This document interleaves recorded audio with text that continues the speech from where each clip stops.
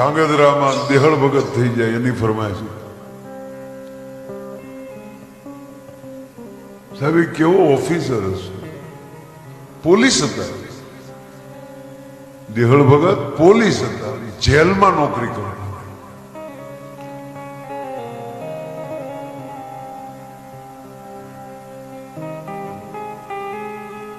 તો ઘણી વાર કહું ગૃહમંત્રીને કેવું છે કે આવા પોલીસનું ટેચ્યુ મુકાવું છું. અત્યારે તો એની સમાધિનું મંદિર છે, બહુ આશ્રમ છે સારો. એમના દીકરા પણ એને ચીલે ચાલ્યા.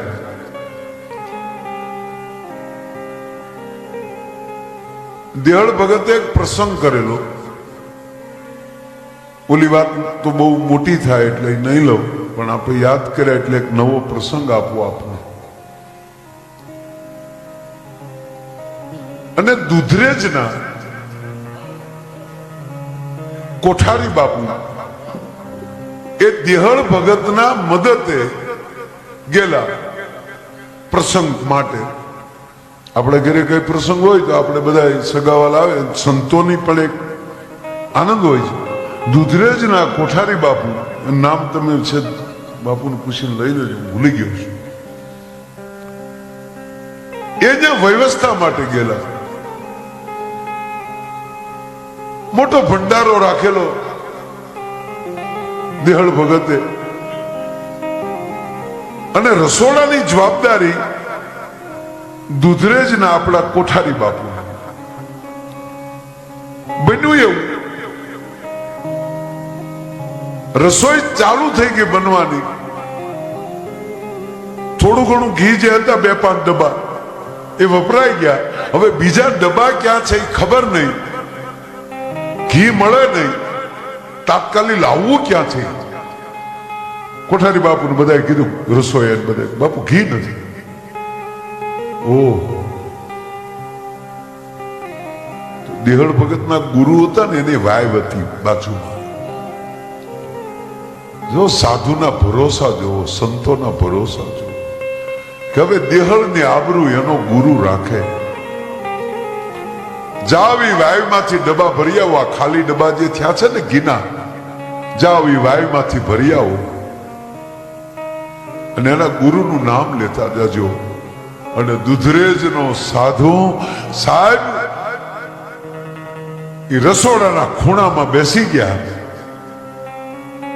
અને આંખમાં લી આહુડા, હે ઠાકર, હે વડવાળા, મારા દેહળની આબરૂ રાખજે. હે દેહળના ગુરુ, આજ આબરૂ રાખજે. સાહેબ ઈ પાણીના ડબ્બા વાયુમાંથી ભરાઈને બારા નીકળ્યા, રસોડે પોગ્યા ને તો ઘી થઈ ગયું હતું. સાહેબ આમાં તમે બુદ્ધિ ન લડાવતા અને ચમત્કાર ન સમજતા, ઘટના બની ગઈ છે. રસોઈ તો થઈ ગઈ, માણસો પ્રસાદ લઈ નીકળી ગયા, પ્રસંગ પૂરો થયો. હવે દેહળ ભગત ને બેઠા છે. દેહળ ભગત કહે છે, આહા, શું મારા ગુરુએ મારી ઉપર કૃપા કરી. ખૂબ માણસો અને આ બધા સંતોએ મને બહુ મદદ કરી. કઈ તમને તકલીફ તો નથી પડી ને? તાતે દુધરેજ થી પધારેલા સંત એમ કે છે કે દેહળ, અમે કાંઈ નથી કર્યું, તારા ગુરુએ, તારા ભજને તારી આબરૂ રાખે. મતલબ કે ઘી ખૂટી ગયું હતું.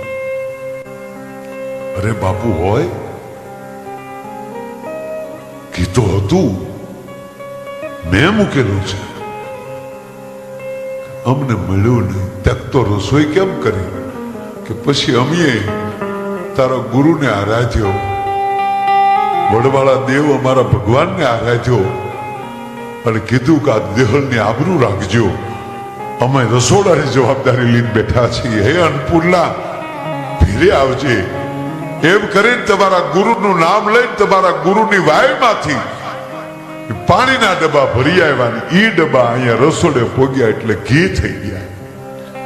એ ઘીની રસોઈ કરી તો રોઈ પીડ્યા દેહળો. એને ધક્કા ન થાય એટલે તો મેં નોકરી મૂકી. અને આ અહીંયા ઘી હતું એમ કરીને લઈ ગયા કોઠારમાં. આ અહીંયા ઘી પીડ્યું. તક તો હવે તક જાઓ હવે ઈ ડબ્બા વાયમાં નાખ્યા હો. અને સાહેબ ઈ ડબ્બા પાછા વાયમાં રેડ્યા તો પાણી થઈ ગયું. મારો કહેવાનો અર્થ એ છે